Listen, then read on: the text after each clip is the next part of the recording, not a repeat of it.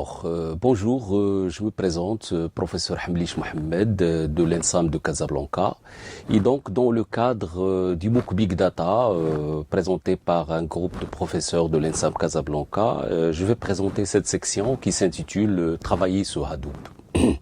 Donc, je commence tout d'abord par dresser les objectifs. Donc, tout d'abord, à la fin de cette section, on doit maîtriser l'architecture de Hadoop, assimiler le fonctionnement du système de fichiers HDFS, utiliser les commandes HDFS, maîtriser le fonctionnement de MapReduce et puis programmer des fonctions MapReduce pour réaliser un calcul parallèle.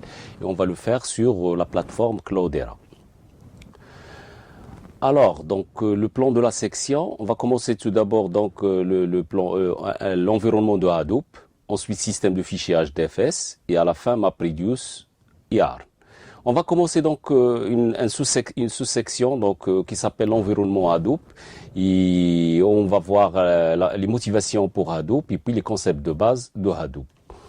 Donc historiquement, le calcul était lié à un seul processeur. Donc depuis longtemps, les gens ils ont effectué beaucoup d'efforts pour améliorer la rapidité d'un seul processeur. Et donc comme ça, ils ont essayé d'ajouter par exemple le pipelining, des fonctionnalités soft, et puis par la suite des fonctionnalités hard comme l'architecture superscalaire en multipliant les unités. Et donc, de là, à partir de la superscalaire, d'où l'idée qui vient pour faire le parallélisme et exécuter plusieurs tâches en parallèle. Et donc, c'est ça l'idée, c'est du moment que maintenant, actuellement, plusieurs données, les réseaux sociaux génèrent des données, les capteurs génèrent des données, etc., des données hétérogènes, etc. Et donc, d'où l'idée de Hadoop de réaliser un cluster, un ensemble de nœuds qui exécutent des tâches en parallèle. Et donc, ça va permettre aux développeurs d'utiliser plusieurs machines pour une seule tâche. Ce qu'on appelle le calcul distribué, mais le calcul distribué, il est beaucoup plus complexe que le calcul sur un seul processeur. Et donc, l'environnement Hadoop constitué par donc ce qu'on appelle MapReduce, HDFS, la version 2 de MapReduce qui est Yarn, et bien sûr autres plateformes de traitement, Spark, Hive, etc. Elle est basée sur le travail effectué par Google au début des années 2000, et donc en particulier le système de fichiers GFS,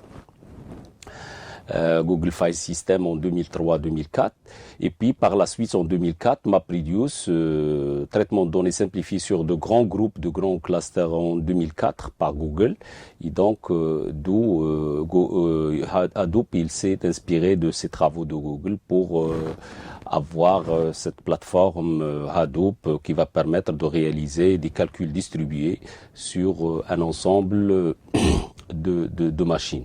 Donc les applications sont écrites dans un langage de programmation de haut niveau, en général Java ou Python. Aucune programmation réseau dépendance temporelle. Les nœuds doivent communiquer le moins possible. Donc une architecture qui est rien partagée, et les données sont réparties à l'avance entre les machines. Ça veut dire on va effectuer un calcul où les données sont déjà stockées aussi souvent que possible. Ça veut dire ce sont les programmes qui vont aller jusqu'aux données et pas les données qui vont aller jusqu'au programme. Voilà, donc cette première partie est terminée de cette section et à la suivante.